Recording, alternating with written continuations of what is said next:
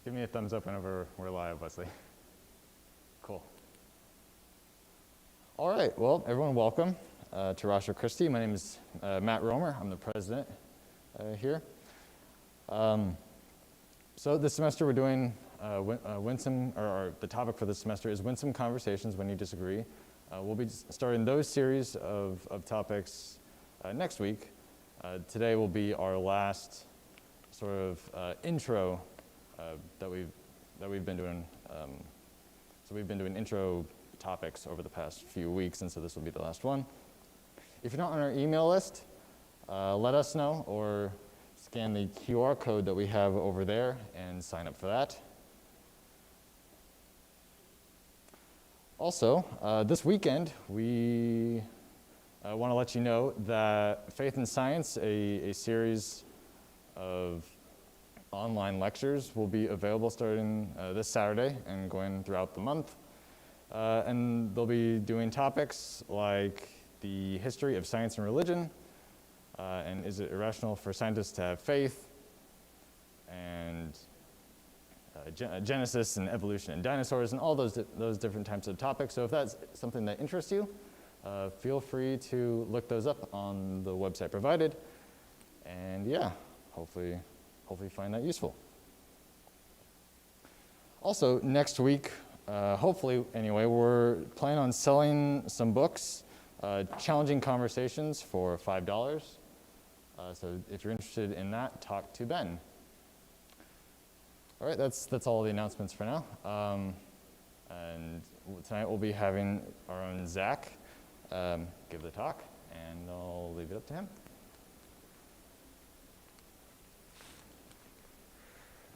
Thank you, Matt. I'm Zach Thompson, the student treasurer here at Ratio Christi. So 2 weeks ago, Joel made several arguments arguing that there is a God. Now, that's all well and good. It's a very important question. But if the answer to that question is yes, there is a God, then that immediately raises another question. If there is a God, then who or what is that God, and how can we know? We could try to look at the world around us to see what we can figure out, but doing that will only get us so far. I mean, we could look around and see that God would have to be very powerful and knowledgeable in order to create the world. We could tell that God is personal because he has to be some kind of personal agent in order to choose to create the universe. We might suppose from our moral intuition that God is some kind of moral agent. But there are a lot of gods that could still fit that description. It could even be that the real God is a God we've never even heard of. So how can we tell who God is? Well, we at Ratio Christi make the claim that the Christian God, the God of the Bible, is the real God. And if that is the case, then how can we know? Well, one thing we could try is to prove that, say, the Bible is historically reliable. That would be useful information to know, but it wouldn't really answer the question. We could also even try to prove the Bible is 100% accurate. After all, if the Bible is 100% accurate, that would seem pretty good evidence that the God of the Bible is actually real. But the problem with that is that there are parts of the Bible, say genealogies, for instance, that can't really be verified with the current historical information that we have. So what can we do to try to show that the Christian God is the real God? One way we could do that is to defend the miracles in the Bible. After all, miracles are supernatural events. They require some sort of supernatural entity to perform them. So suppose for a moment that there are two people claiming to have messages from God. One of them could do miracles and the other can't. In that case, we would be more likely to believe the one who can do miracles. The miracles would serve to sort of validate his message. Similarly, if the miracles in the Bible actually happened, that would make it more credible. It would be good evidence that the God of the Bible is actually real if he performed those miracles. And there's one miracle that, in particular, even on its own, would provide very good evidence that the God of the Bible is real. And that miracle is the resurrection of Jesus. Christians claim that Jesus is God. So if Jesus rose from the dead, then that would seem to be very good evidence that Jesus actually is God. Obviously, someone rising from the dead would be a very incredible event. So tonight I'm going to try to defend the resurrection of Jesus. And as I'm sure you know, Christians believe that Jesus was executed by crucifixion and rose again 3 days later. the resurrection is the central event in Christianity. It's the center of the Christian gospel, because according to Christianity, it's only because of Jesus' death and resurrection that salvation is even possible. So if it's false and Jesus didn't rise from the dead, then according to Christianity, salvation would be impossible. So knowing that Jesus didn't really rise from the dead would be a very severe blow to the claim that Jesus is God, and consequently a very severe blow to Christianity itself.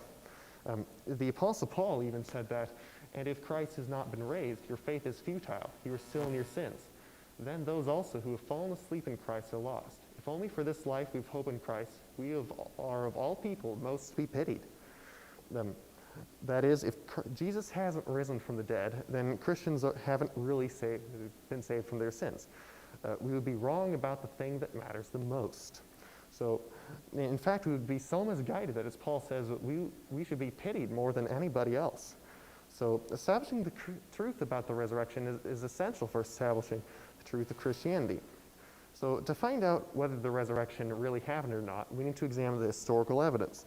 And historical evidence isn't really like scientific evidence. With scientific evidence, you can make observations, you can form a hypothesis to explain those observations, and then design an experiment to test those hypotheses. It's a scientific method we've all heard about and seen it before. But with history, we can't really do that, because there's no way, so far as we know at least, to go back in time to see if a historical event really happened. And we can't recreate a historical event in a laboratory to see if it actually occurred. But what we can do is look at the historical facts and try to find out the best explanation for those facts. This is what's known as abductive reasoning. Abductive reasoning takes a look at the data and tries to find the best explanation for that data. So what are the facts about the resurrection? For that, we'll take a look at the work done by a New Testament scholar named Dr. Gary Habermas. He's a PhD from Michigan State University. He's a Christian who used to have doubts about the resurrection. And because of that, he spent many years researching the facts about the resurrection. He went so far as to go through thousands of studies and documents written in French, English, and German for the last 50 years, that were written in the last 50 years, that is, to find out what the majority of scholars thought about various facts relating to the resurrection. And what he found the opinions of between 3,000 or 4,000 New Testament scholars, and these scholars are of all different viewpoints. Some conservative Christians, liberal Christians, atheists, agnostics, Jews. And what he found is that there are several facts concerning the resurrection that pretty much all of these scholars agreed on. And what he concluded about these facts is that it's possible to build a very strong case from these facts that the resurrection really happened. This case or argument is called the minimal facts argument. Just uses historical facts to make the case for the resurrection. And it's very important to note that all of the facts that Habermas found here are very strongly evidenced by historical evidence. They're agreed on by an overwhelming majority of New Testament scholars. And he popularized this minimal facts argument, but it's very important to note here that the minimal facts argument is only really concerned with whether the resurrection actually happened. It's not concerned with a lot of other peripheral details. And this is very useful because it can avoid getting sidetracked in an argument. If you've ever been in an argument, and I assume you have, you've probably noticed that arguments will sometimes start on one topic and then end on a completely different topic. This minimal facts approach helps to avoid that problem because it's just focused solely on the resurrection. For other subjects like the inerrancy of Scripture aren't relevant here, because if someone doesn't think that Scripture is inerrant, that's fine. Just throw that out for the moment. We don't need it for this argument. If someone doesn't think 2 Peter was really written by Peter, whatever, we don't care. So far as this argument is concerned, that doesn't matter. It focuses only on whether the resurrection actually happened or not. So we don't have to first prove that the Bible is reliable. We can build a case for the resurrection solely on a bunch of historical facts that are very well evidenced and agreed on by an overwhelming majority of scholars. Now, it is important to know that this argument does, to a certain extent, rely on the New Testament, but it only relies on parts of the New Testament that are accepted by even very critical scholars. For instance, there are 7 letters that Paul wrote that almost all scholars agree are genuine. Those 7 letters are Romans, 1 Thessalonians, Philippians, Galatians, Philemon, and 1 and 2 Corinthians. His other letters aren't quite as well evidenced, but pretty much all scholars agree on those 7. And scholars like Paul as a source for a couple of reasons. He was an eyewitness, or he claimed to be an eyewitness, which means that he was in a position to know whether what he was writing was true or not. So if Paul was wrong about what he wrote, he knew he was wrong. And the other thing that scholars like about Paul is that he was a convert. Because before he became a Christian, he was very adamantly opposed to it, and actually persecuted people who believed that Jesus had risen again. So something very convincing had to have happened that made him change his mind. So before we take a look at the minimal facts at Habermas Research, I want to show you a video from William Lane Craig's organization, Reasonable Faith, which helps us set up this argument. Why was Jesus of Nazareth crucified? Because he made outrageous claims about himself. He claimed to be the one and only Son of God. Why would anyone take his claim seriously? Well, that all depends. If Jesus actually rose from the dead, then his claim to be God's unique Son carries considerable weight. On the other hand, if the resurrection never actually happened, then Jesus may be safely dismissed as just another interesting but tragic historical figure. Did Jesus rise from the dead? As we explore this question, we need to address 2 further questions. What are the facts that require explanation? And which explanation best accounts for these facts? There are 3 main facts that need to be explained. The discovery of Jesus' empty tomb, the appearances of Jesus alive after his death, and the disciples' belief that Jesus rose from the dead. Let's examine each of these. Fact number 1. The discovery that Jesus' tomb was empty is reported in no less than 6 independent sources, and some of these are among the earliest materials to be found in the New Testament. This is important because when an event is recorded by 2 or more unconnected sources, historians' confidence that the event actually happened increases. And the earlier these sources are dated, the higher their confidence. Moreover, the Gospels indicate that it was women who first discovered that Jesus' body was missing. This is likely historical because in that culture, a woman's testimony was considered next to worthless. A later legend or fabrication would have had men make this discovery. Our confidence in the empty tomb is further increased by the response of the Jewish authorities. When they heard the report that the tomb was found empty, they said that Jesus' followers had stolen his body, thereby admitting that Jesus' tomb was, in fact, empty.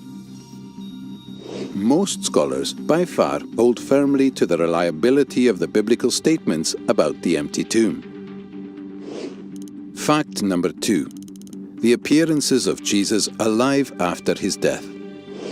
In one of the earliest letters in the New Testament, Paul provides a list of witnesses to Jesus' resurrection appearances.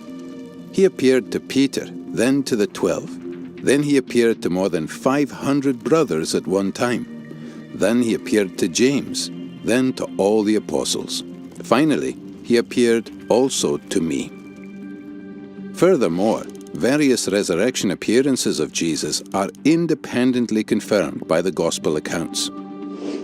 On the basis of Paul's testimony alone, virtually all historical scholars agree that various individuals and groups experienced appearances of Jesus alive after his death. It may be taken as historically certain that Peter and the disciples had experiences after Jesus' death in which Jesus appeared to them as the risen Christ. Fact number 3. The disciples' belief in the resurrection. After Jesus' crucifixion, his followers were devastated, demoralized, and hiding in fear for their lives.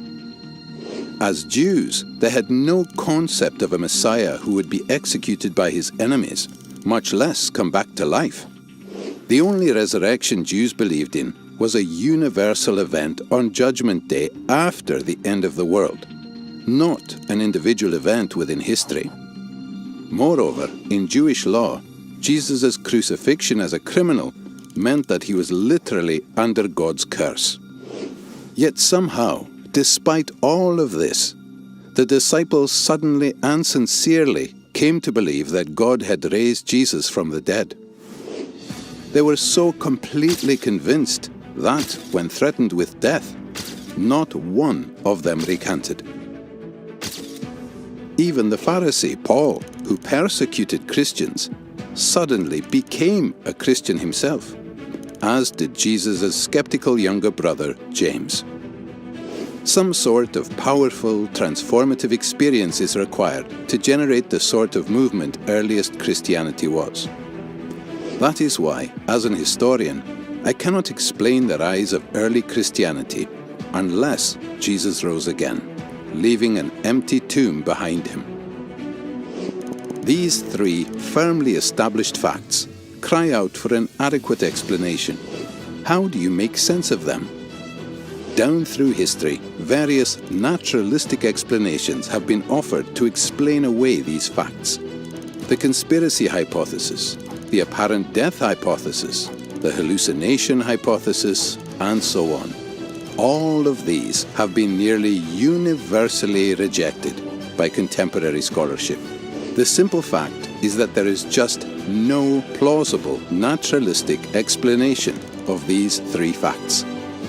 The explanation given by the original eyewitnesses is that God raised Jesus from the dead.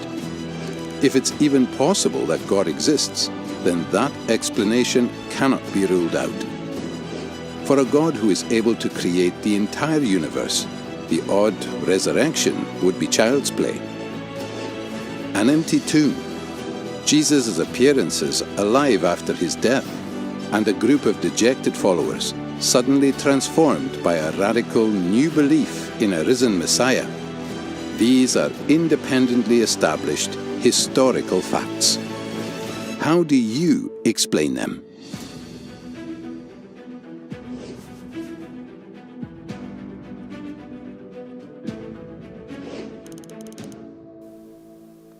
All right, so that video does a pretty good job of explaining three of the facts we're going to look at tonight. And so let's take a look at all of these facts. As a reminder, each of them is very strongly supported by historical evidence and agreed on by virtually all New Testament scholars. So the first one is that Jesus died by crucifixion. That one's attested to by multiple independent sources, and it's pretty important because it would be very hard for Jesus to rise from the dead if he didn't actually die in the first place. Secondly, Jesus was buried. Again, that's almost universally agreed on. Number three, the disciples were in despair. The man that they'd been following for the last 3 years of their lives, that they thought would be the Messiah who would save them from the Roman government, had just been executed. And at the time, the Jews had no conception of a dying Messiah.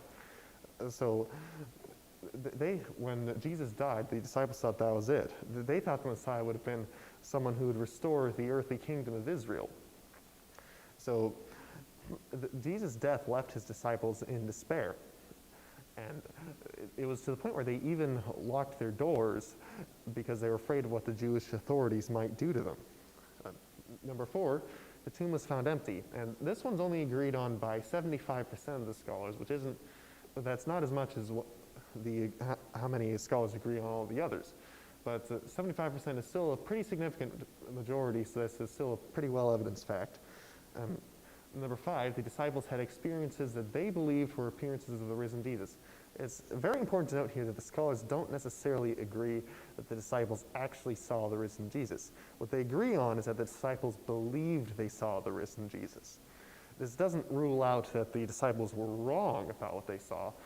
It just means that they sincerely believed that they'd seen the risen Jesus. Number six, the disciples were transformed into such boldness that they were willing to die.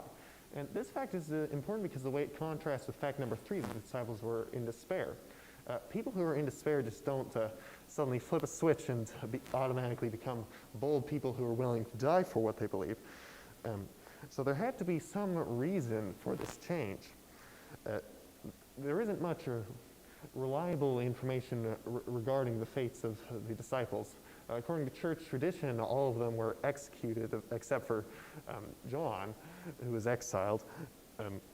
For the sources that we have the Book of Acts and Tertullian, the Roman historian, the Gospels, Origen, an early church father, and people like Polycarp who knew the disciples personally. And from those sources, we do know that John was exiled, and that at least some of the disciples were killed for what they believed. So we do know that at least some of them suffered and even died for what they believed, and maybe most or even all of them did.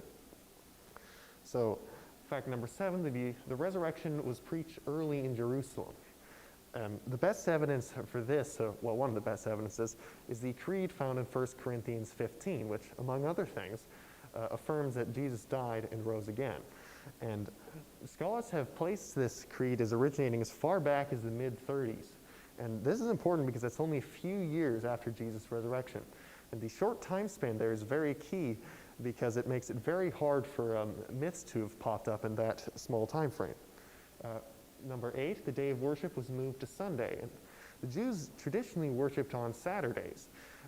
This was written into their law. They practiced it rigidly for centuries. And so it would have taken something very momentous for them to change it to Sunday. Number 9, Paul was radically converted from an experience he believed to be an appearance of the risen Jesus. Again, as with the disciples, the scholars don't necessarily agree that Paul actually saw the risen Jesus. What they agree is that he thought that he saw the risen Jesus. And also to remind you that Paul is important here because he's a convert. Before he was a Christian, he persecuted Christians. So it would have taken something very convincing for him to change his mind. And the last fact, that James, the brother of Jesus, was converted from doubt to belief. Again, as with Paul, he's important because he's a convert. Something had to have happened that changed his mind. So now that you've been introduced to all of these facts that are agreed on by virtually all scholars, hopefully you can see why a lot of the peripheral issues don't really matter as much for this argument. If we have these facts established, we can argue that the resurrection happened without first having to argue that the Bible is reliable or inerrant. Issues like these can be put to the side for the moment. It doesn't really matter if the Gospels contradict themselves so far as this argument is concerned. With these minimal facts, we can just keep the focus solely on the resurrection. And more than that, I think you can begin to see why these facts support the claim that Jesus rose from the dead.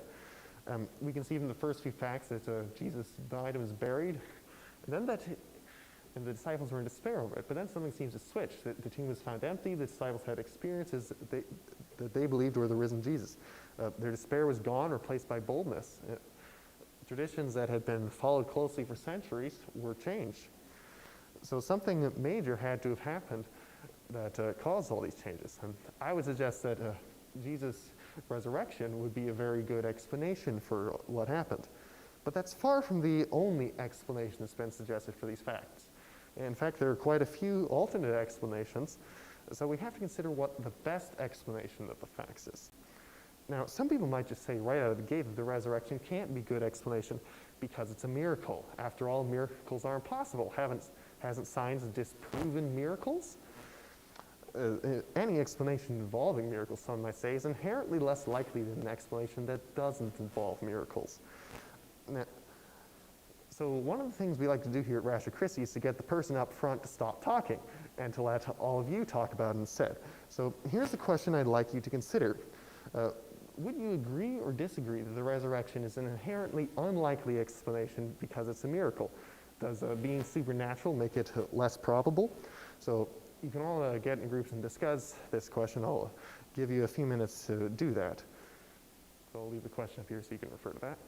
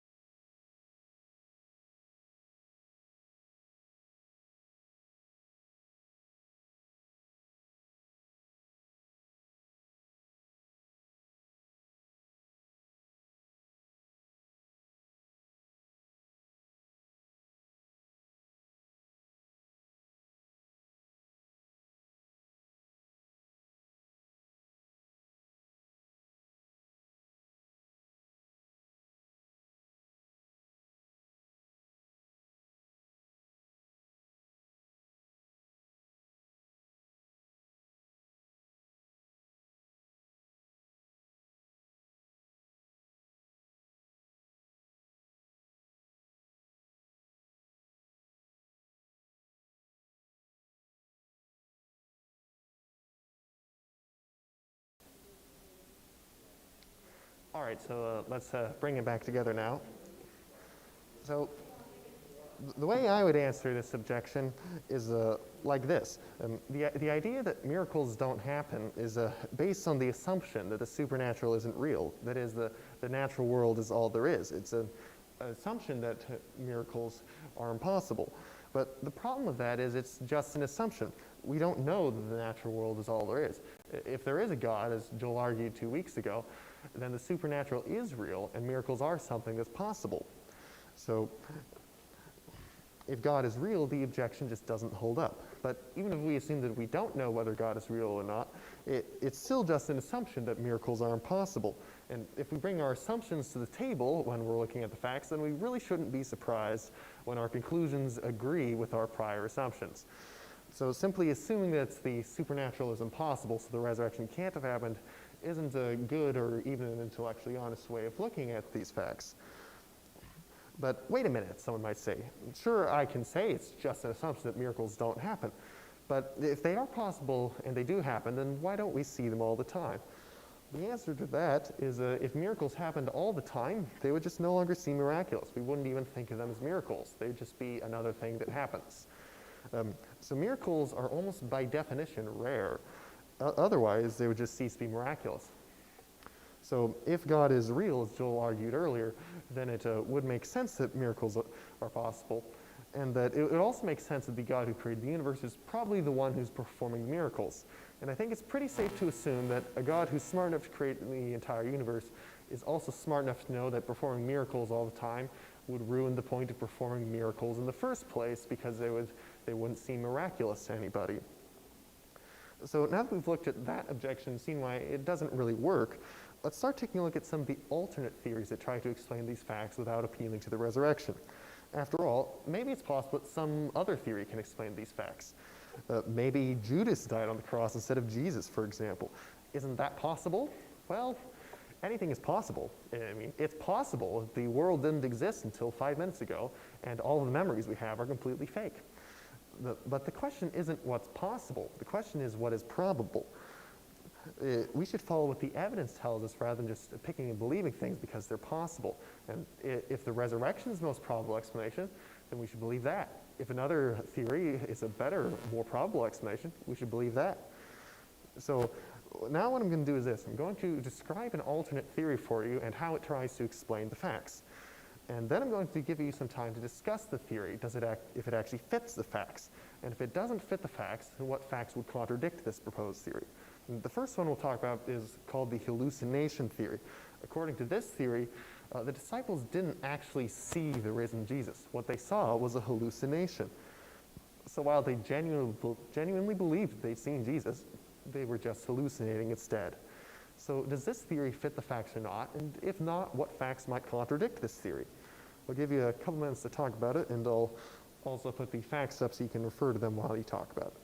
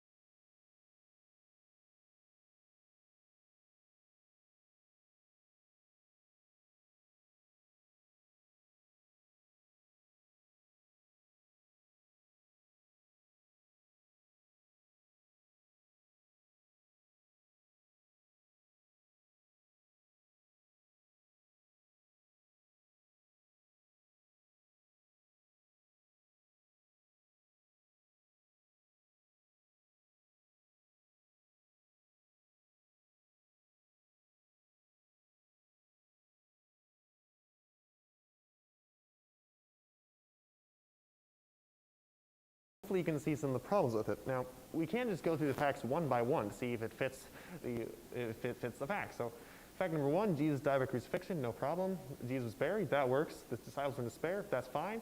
The tomb was found empty. That doesn't really work with the hallucination theory, because if the disciples were just hallucinating when they saw Jesus, then the tomb wouldn't be empty. Jesus' body would still be there. So, the hallucination theory faces another problem that's inherent to the nature of its claim. Hallucinations are something personal. They occur in the brain. As a result of this, group hallucinations in which an entire group of people all see the same hallucination at the same time, it would be incredibly unlikely, maybe even completely impossible. And what makes it worse is the number of people who saw Jesus at different times, different places. Jesus appeared to the disciples. He appeared to Mary Magdalene at the tomb. He appeared to 2 of his followers on the road. And at one point it's recorded that he appeared to 500 people at the same time. There's just no way that could all be hallucinations, that they'd all be seeing the same hallucination. That isn't how hallucinations work. So let's move on to the next theory. This one is called the wrong tomb theory. According to this theory, the disciples and the women found Jesus' tomb to be empty because they just went to the wrong tomb, and that's why they thought Jesus had risen again. So take a few minutes to talk about this wrong tomb theory. Does it fit the facts? If not, what facts might contradict it? So I'll give you a couple minutes to talk about this wrong tomb theory.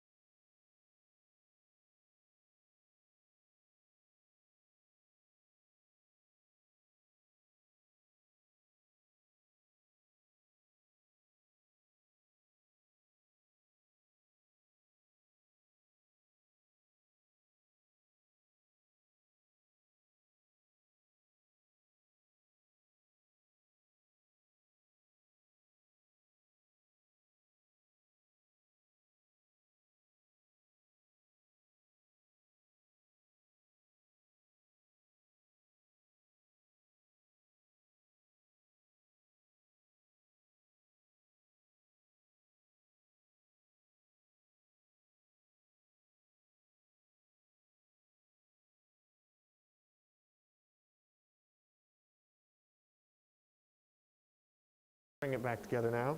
So this wrong tomb theory, the problems with it are pretty obvious. It contradicts the fourth fact that Jesus' tomb was actually empty. If the disciples had gone to the wrong tomb, then why didn't the Jewish leaders simply produce Jesus' body? That would have been a very convincing way of showing that Jesus wasn't actually resurrected, that he was still dead. In fact, that problem exists for any theory in which Jesus' tomb is still, or Jesus' body is still in the tomb.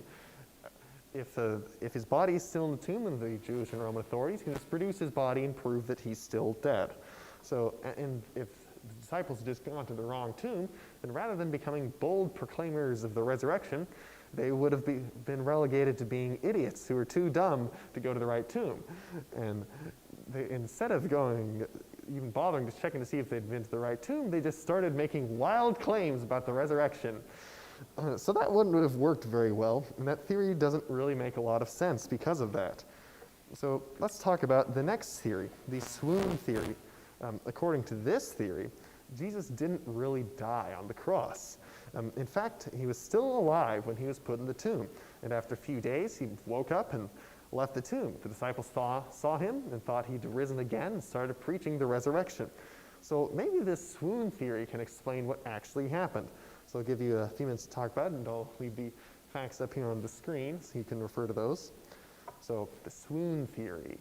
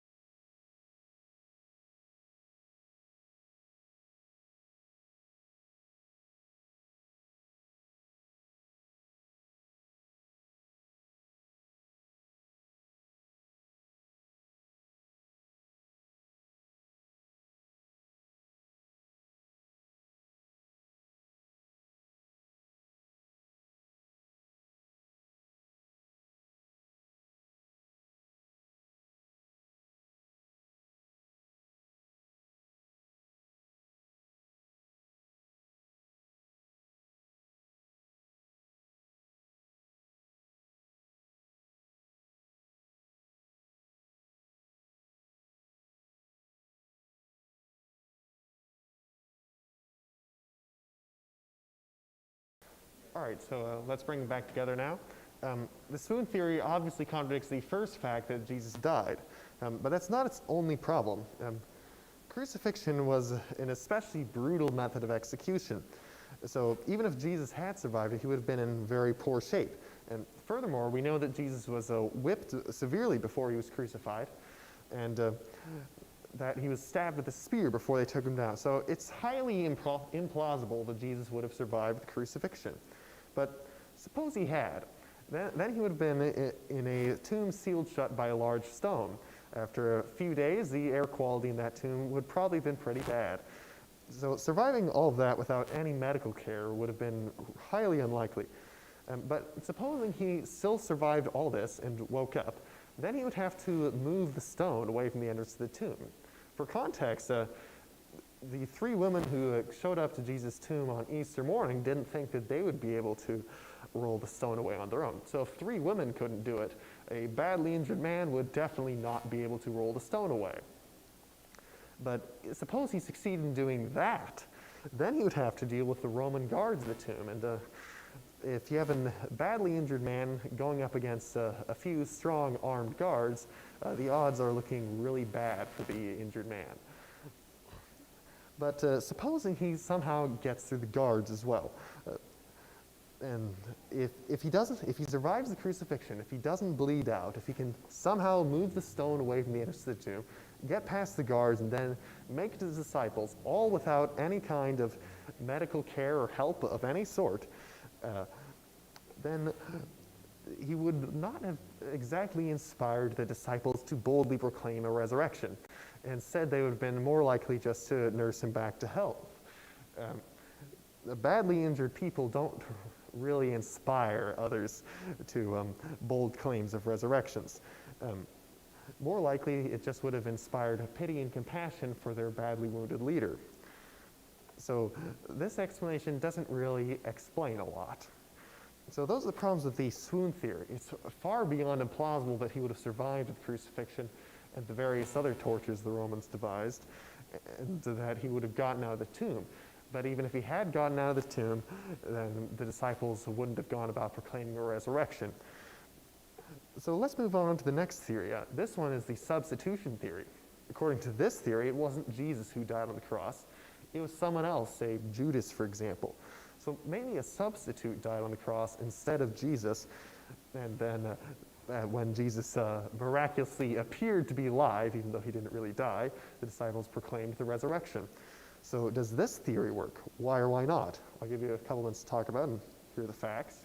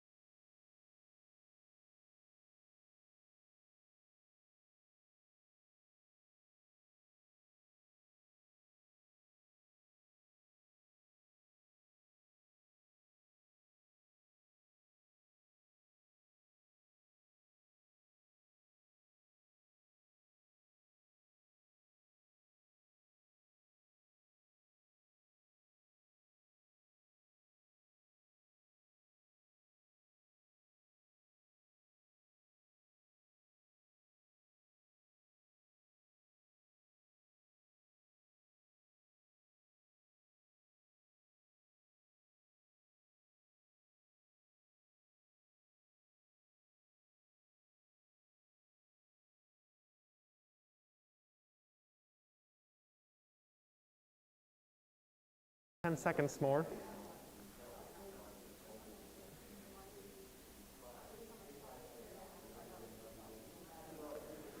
All right, let's bring it back together now.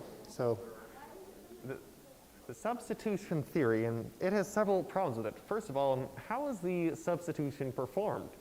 Ever since Jesus was arrested, he was completely surrounded by guards, by crowds. So how would you substitute him? How would you switch him with another person? And if you did, Jesus was a very recognizable person. He'd spoken to thousands of people. He'd spoken in Jerusalem earlier that week. People recognized him. It's just highly implausible that no one would have noticed and that the Romans would have gone ahead and executed the wrong person. The Romans were very efficient in executions. They executed thousands of people.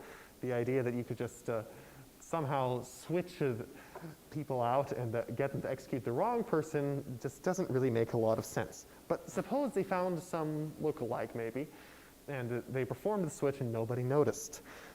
When Jesus reappeared, claiming to have risen from the dead, why didn't the Roman authority just arrest him again and execute him properly the next time? It doesn't really make a lot of sense. And furthermore, if Jesus had been switched to some other person, why would the disciples have been in despair over his death? Because if Jesus had just been switched to another person, they would have known he wasn't dead. There would have been no reason for them to despair. And the theory also suffers from another problem. There's just no evidence for it.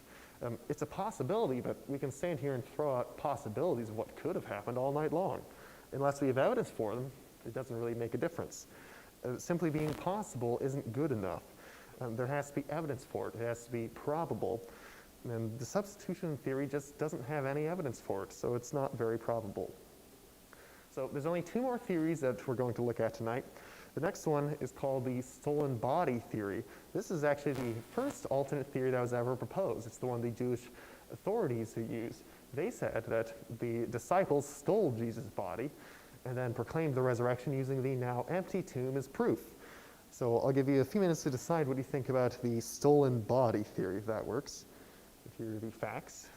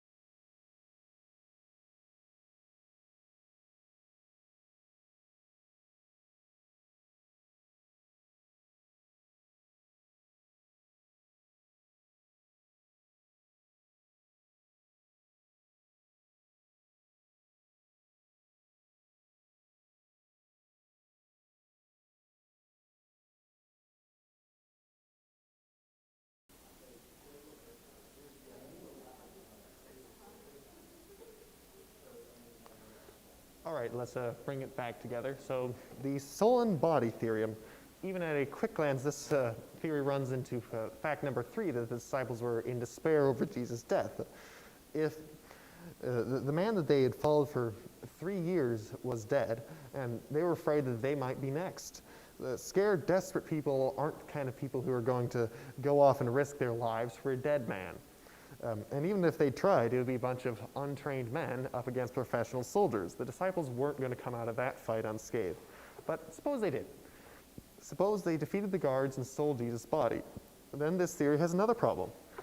In this theory, the disciples would know that Jesus hadn't really risen from the dead. And this runs into fact number 6, that the disciples became so bold that they were willing to die. If the disciples knew that Jesus hadn't risen from the dead, then they wouldn't have been willing to die for it because they knew it was a lie. Now, to be clear, people are sometimes willing to die for lies if they genuinely believe them. But they're not so willing to die for something that they know is a lie. They might die for it if they genuinely believe it. But if it is a lie and they know it's a lie, then it doesn't make sense to die for it. If all you need to do to not die is to admit that it was a lie, then why would you choose to die in that scenario? All the disciples would have had to do to avoid dying is to admit that Jesus hadn't really risen from the dead, that they'd stolen his body. If they knew that, then why didn't they just admit it to save their lives?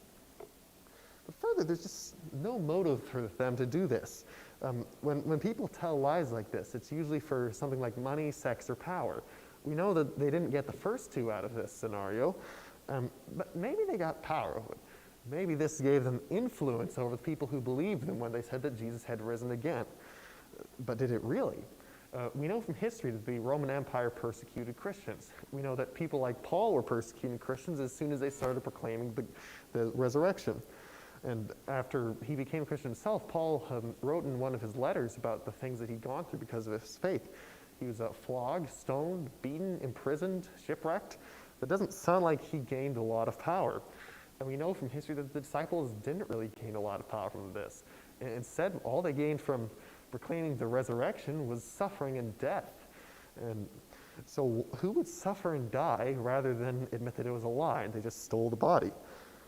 So that doesn't work. So just one more theory left, and this is the pagan myth theory. According to this theory, the resurrection didn't really happen. It was based off some pagan myth that was very similar. So the resurrection wasn't a historical event, it was just copied from a myth. So does this theory explain the facts? I'll give you a couple minutes to talk about it, and here are the facts. So the pagan myth theory.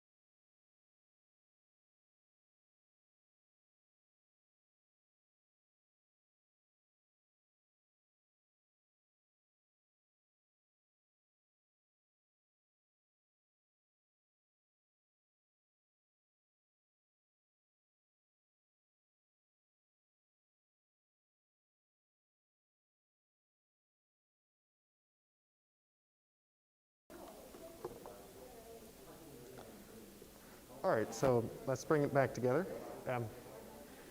the pagan myth theory. And the basic problem with this theory is that it's a false dichotomy. Even if there is a pagan myth that was really similar, or even nearly verbatim with the resurrection story, and there isn't, once you start examining the similarities, they fall apart quickly, and a lot of the alleged similarities are invented out of thin air.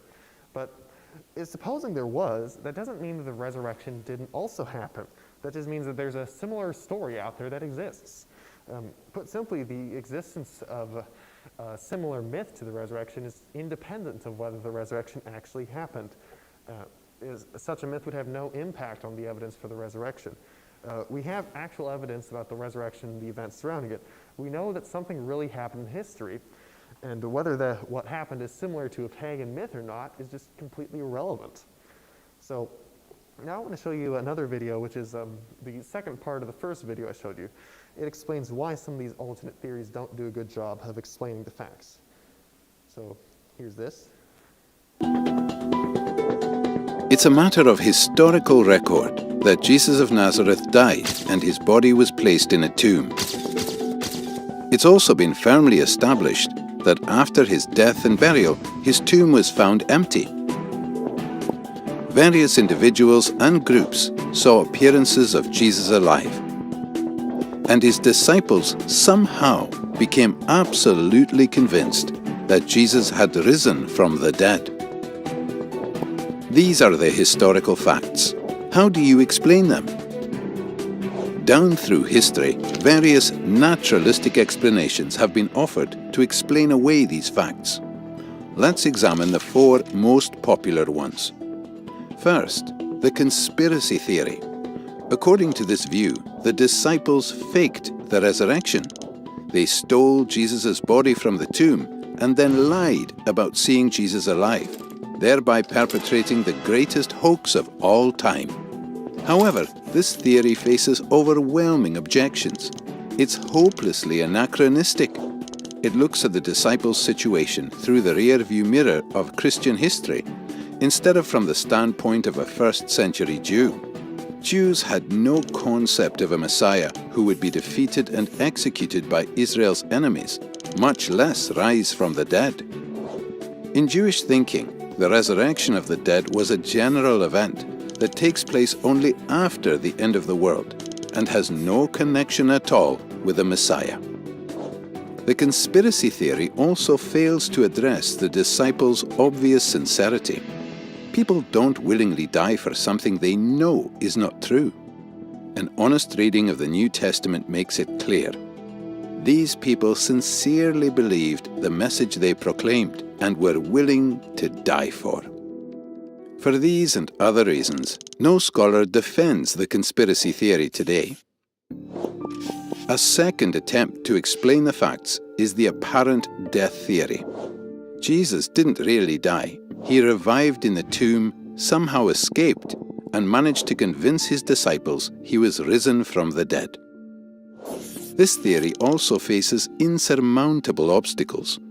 First, it's medically impossible. The Roman executioners were professionals. They knew what they were doing and made sure their victims were dead before taken down. Moreover, Jesus was tortured so extensively that even if he was taken down alive, he would have died in the sealed tomb. Second, this theory is wildly implausible. Seeing a half-dead man who crawled out of the tomb, desperately in need of bandaging and medical attention, would hardly have convinced the disciples that he was gloriously risen from the dead. As a result, no New Testament historians defend this theory today. A third explanation is the displaced body theory. Perhaps Joseph of Arimathea placed Jesus' body in his tomb temporarily because it was convenient. But later, he moved the corpse to a criminal's common graveyard. So, when the disciples visited the first tomb and found it empty, they concluded that Jesus must have risen from the dead. Once again, this theory cannot make sense of the facts. Jewish laws prohibited moving a corpse after it was interred, except to the family tomb. What's more, the criminal's graveyard was located close to the place of execution, so that burial there would not have been a problem. Also, once the disciples began to proclaim Jesus' resurrection, Joseph would have corrected their mistake. So, once again, no current scholars endorse this theory. Finally, the hallucination theory. The disciples didn't really see Jesus, but just imagined that he appeared before them. They were all hallucinating. This theory also faces considerable problems. First, Jesus appeared not just one time, but many times. Not just in one place, but in different places. Not just to one person, but to different persons. Not just to individuals, but to groups of people. And not just to believers, but to unbelievers as well. There is nothing in the psychological casebooks on hallucinations comparable to these resurrection appearances. Second, hallucinations of Jesus would have led the disciples to believe at most that Jesus had been transported to heaven, not risen from the dead, in contradiction to their Jewish beliefs. Moreover, in the ancient world, visions of the deceased were not evidence that the person was alive, but evidence that he was dead and had moved on to the afterworld. Finally, this theory doesn't even attempt to explain the empty tomb. Thus, the four most popular naturalistic theories fail to explain the historical facts. Where does that leave us? Another possibility is the explanation given by the original eyewitnesses that God raised Jesus from the dead. Unlike the other theories, this makes perfect sense of the empty tomb, the appearances of Jesus alive, and the disciples' willingness to die for their belief. But is this explanation plausible? After all, it requires a miracle, a supernatural act of God. Think about it. If it's even possible that God exists, then miracles are possible, and this explanation cannot be ruled out. And surely it's possible that God exists. So how do you explain the resurrection?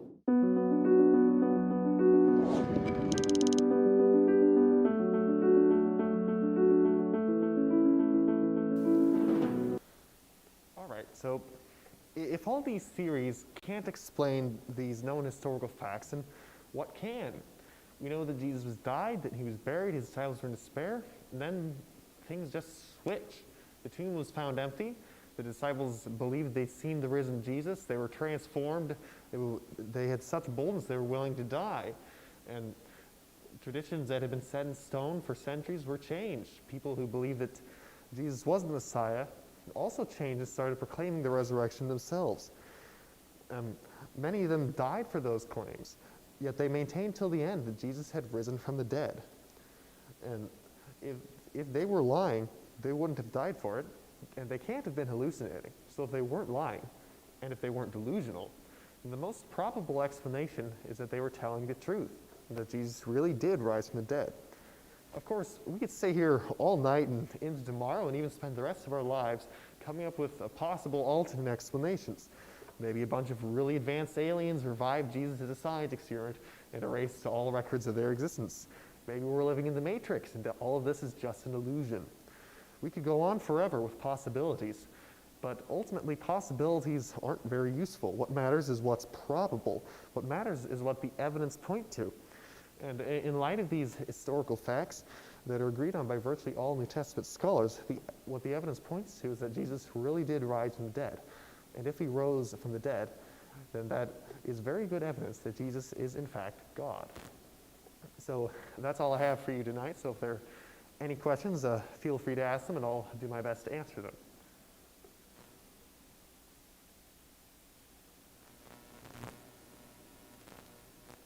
Yes, Ben?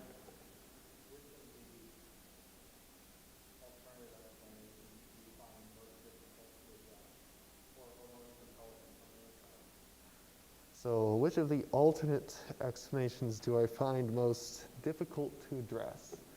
I don't really explain because all of them have things in them that are just quite implausible. I suppose if I had to pick one that makes the most sense, I don't think any of them really make too much sense, but I don't know, maybe the substitution theory that they were able to switch him and that they executed the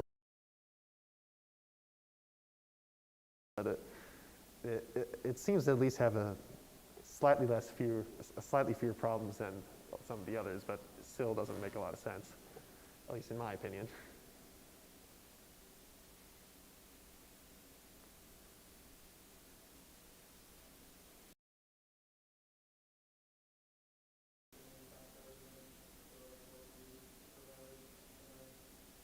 Have I heard anyone present counter-arguments to what I've read tonight? Yes, I have heard arguments against the resurrection, some of these facts and 4 alternate theories before.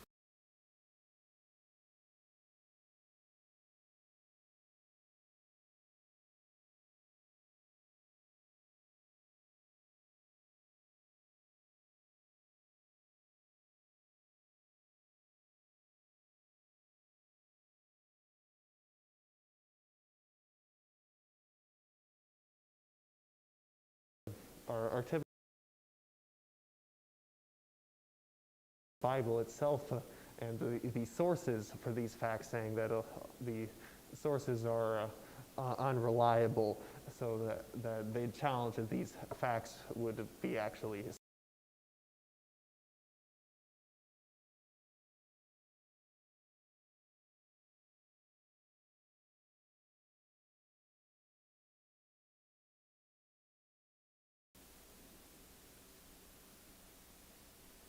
So do we have any questions online, Wesley? Yes. Adam, you said the hallucination theory doesn't work because hallucinations don't happen like that.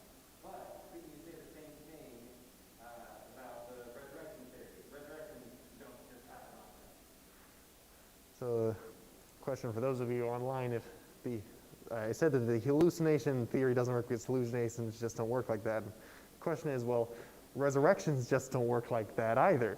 Resurrections don't really happen. So let's examine that for a minute. So we know from a purely naturalistic standpoint, people don't rise from the dead. You die and there's no way to bring you back to life. But we also know from a medical standpoint that group hallucinations just aren't a thing because they happen in the mind, they happen personally. There's something that you experience individually. So a groups of people at different times, different places, and even hundreds of people all experiencing the same hallucination is, from a purely naturalistic standpoint, is pretty much just as crazy or even crazier than the idea of a resurrection itself. So it's pretty much replacing an alleged miracle with a different alleged miracle. And since there's no real evidence that it was a hallucination rather than a resurrection, then it just, that's not a very good explanation. I prefer the resurrection explanation, especially in light that the tomb was found empty, which we have historical evidence for, and the hallucination theory just doesn't even attempt to explain that. Do we have any more questions?